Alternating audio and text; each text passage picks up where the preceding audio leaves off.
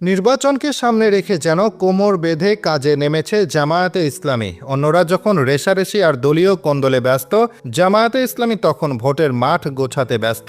জামায়াত ভোটে জেতে না, ভোটের মাঠে জামায়াত শক্তিশালী না।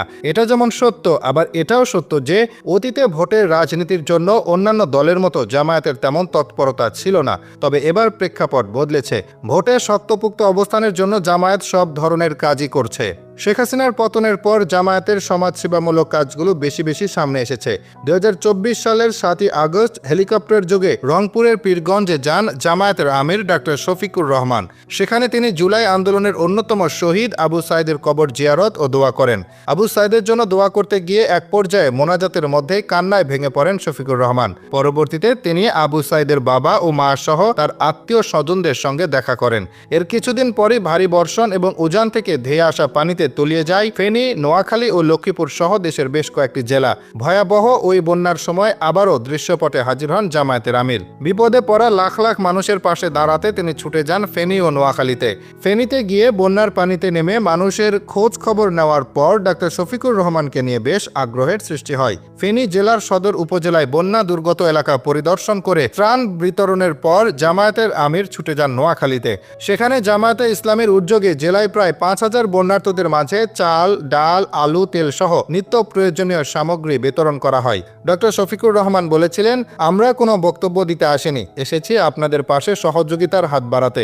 এছাড়া সংগঠনের স্বাভাবিক কার্যক্রম বন্ধ রেখে বন্যা দুর্গতদের পাশে থাকার আহ্বান জানিয়েছিলেন তিনি। অন্যরা যেখানে প্রতিহিংসার কারণে রাজনৈতিক প্রতিপক্ষের উপর চড়াও হয়, জামায়াত ইসলামী সেখানেও ব্যতিক্রমী ভূমিকা রেখেছে। ২০২৪ সালের সেপ্টেম্বরে দলটির আমির বলে দিয়েছিলেন, তাদের উপর যারা রাজনৈতিকভাবে জুলুম করে গেছে তাদেরকে তিনি ক্ষমা করে দিয়েছেন, তবে আইনি প্রক্রিয়ায় তাদের বিচারের দাবিও জানিয়েছিলেন তিনি। এদিকে ৭১-এ বিতর্কিত ভূমিকা নিয়ে জামায়াত সবসময় সমালোচিত থাকে। অনেকে বলে দলটি এর জন্য কখনো ক্ষমা চায়নি। আমির হিসেবে ডক্টর শফিকুর রহমান সেই ধারারও পরিবর্তন ঘটিয়েছেন। ৭১-এর মানবতা বিরোধী অপরাধের মামলা থেকে জামায়াত নেতা এটিএম আজহারুল ইসলামের খালাসের রায় হলে সে বিষয়ে একটি সংবাদ সম্মেলনের আয়োজন করে দলটি, যেখানে শফিকুর রহমান বলেন, দল হিসেবে দাবি করি না আমরা ভুলের ঊর্ধ্বে। প্রতিটি কর্মী বা দলের কারণে যে যেখানে ক্ষতিগ্রস্ত হয়েছেন সবার কাছে বিনা শর্তে মাফ চাই, আপনারা আমাদের ক্ষমা করে দেবেন। কেন্দ্রীয় নেতার মতো জামায়াতের স্থানীয় নেতাদের উদারতার খবরও বহুবার সামনে এসেছে। ২০২৪ সালের ৫ আগস্ট গণ অভ্যুত্থানের দিন জনতার ক্ষোভের কারণে আক্রান্ত হয় দেশের বহু থানা। ওই ঘটনার পর অনন্য দৃষ্টান্ত স্থাপন করে সোনাইমুড়ি উপজেলা জামায়াত ইসলামী। জামায়াতের উদ্যোগে নতুন করে প্রায় ১ লক্ষ টাকার আসবাবপত্র প্রদান করা হয় থানায়। ধর্মীয় সম্প্রীতি বজায় রাখার ক্ষেত্রেও অনন্য দৃষ্টান্ত দেখিয়েছে জামায়াত।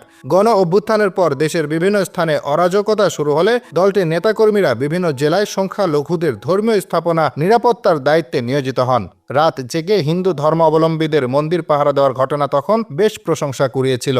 অতীতের দুর্বলতা ভুলে এভাবে জামায়াতে ইসলামী নিজেদের ভোট ব্যাংক বাড়াতে কাজ করছে।